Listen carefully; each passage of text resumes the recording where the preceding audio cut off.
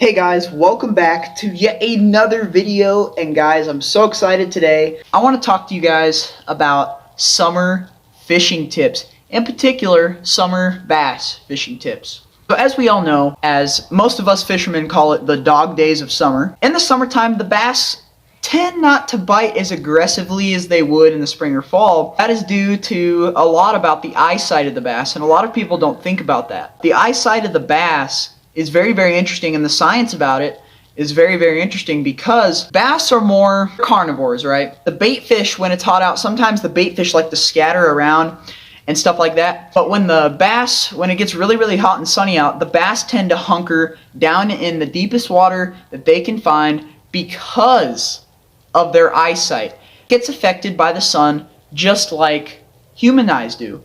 Due to this process, the bass like to feed on the bottom a lot more. That's why they're prone to more eat crayfish imitations, jigs, bladed jigs, deep diving crankbaits, that kind of stuff. Anything that you can get down deep and you can imitate what the bass is hungry for, generally that is going to get you your bites and ultimately get you some fish. Now, to prove this tip, I actually have a couple pictures. I actually went up to one of my local reservoirs, and actually probably my favorite reservoir to fish, Tongue River Reservoir, and I have a few pictures of some smallmouth fishing that I did. Only thing I could ever get them to bite on, at least this time of year, because it was like 102 degrees, and the only way I could get that bass to bite is if I fished a bottom bait.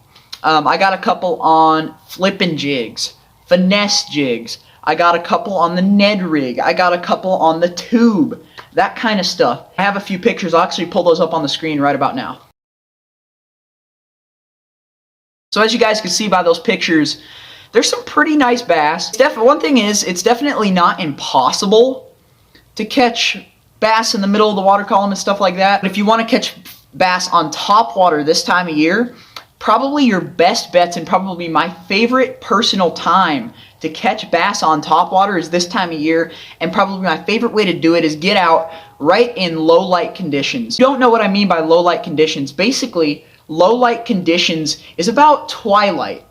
So right when the sky starts to barely light up before the sun comes up in the morning, beautiful time to catch fish on top water. Another great thing in the evening, late evening, right when the sun's going down, right at that dusk time of day, that's also a really, really, really great time to catch bass. And it's some of my on top water, and it's some of my best fishing. When I was 15 years old, I caught my personal best largemouth bass. At the time, I've beaten my personal best from then, but at the time, I beat my personal best bass, about 4 pounds, I should say, and I caught that fish on a topwater popper early in the morning when it was still dark out. And that's another thing, when it's hot like and the reason that is because when it's hot out like this, what will happen is the bass will get very, very lethargic. They won't want to bite much, but right when it gets dark and that water temperature starts to cool down into the 70s, from the 80s down to the 70s and 60s,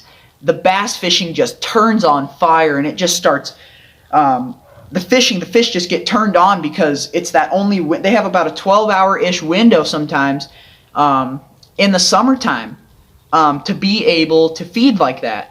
Another thing is, if you're catching a lot of bass and a lot of bigger bass and you're planning on releasing them in the heat and it's like almost 105 degrees, I know a lot of places down in like Texas, Arizona, places like that, it'll get there. It's been 107 here before. But what you can do is, a lot of times you want to get that fish in as fast as possible. That will decrease the exhaustion of the fish, because in that heat it's just like a person. You don't want to be running a marathon in 105 degree heat, and when that fish has to fight for its life like that to get away off of a lure, it's going to be very, very hard in this heat for that fish to regain its energy and swim off healthily.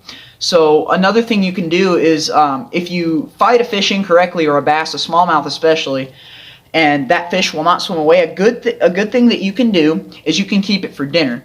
I know a lot of people on YouTube don't eat bass, but at least in my house, bass is a delicacy. We don't really eat largemouth. We do eat smallmouth, rock bass, spotted bass, that kind of thing. But it really does have a lot to do with how you fight that fish, if that fish is going to survive or not. Another great tip that I have for you guys is fish slowly. Many people don't understand this tip, and I don't know why. Fishing slowly will get you so many more bites. I just cannot stress enough how much a slow cadence when fishing a treble hook lure, a jerkbait, that type of thing, can be helpful. It really, really, really is a game changer. What I mean by that, if you're fishing a deep diving crankbait, reel it really slow with that rod tip down. That's going to allow that crankbait to get right down into the depths where those bass are. Another tip that I have for you guys is probably the last tip I have. Try to get a reaction strike. Really the only time that you could really get a bass to bite if they're very lethargic in 100-some degree heat is to get a reaction strike, which means the fish doesn't bite it out of hunger, it bites it out of reaction. So that bass is going to see that crayfish moving on the bottom, popping in and out of a rock, and out of reaction, that bass is just going to, it's going to go over and it's just going to take a big ass bite right out of that crawfish.